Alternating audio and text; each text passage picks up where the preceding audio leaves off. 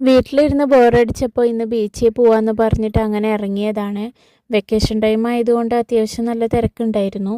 അങ്ങനെ ഇതാ പിള്ളേർ ഡ്രസ്സൊക്കെ മാറി അവർ വെള്ളത്തിലേക്ക് ഇറങ്ങാനുള്ള തയ്യാറെടുപ്പിലാണ്. അങ്ങനെ അവരിറങ്ങി, അവർ നല്ല കളിയായിരുന്നു.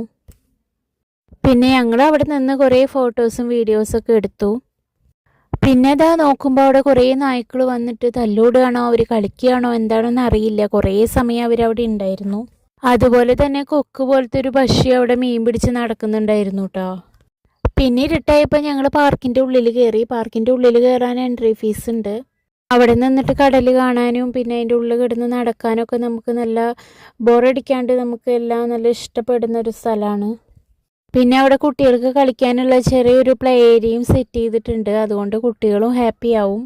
പിന്നെ അതുകൂടാതെ അവിടെ ചെറുതും വലുതുമായിട്ടുള്ള കുറേ ഫുഡ് സ്പോട്ടുകളും ഉണ്ട് കേട്ടോ. പിന്നെ ഞങ്ങൾ അവിടെ നിന്ന് ഇറങ്ങി. അപ്പോൾ എല്ലാവർക്കും ഗുഡ് നൈറ്റ്.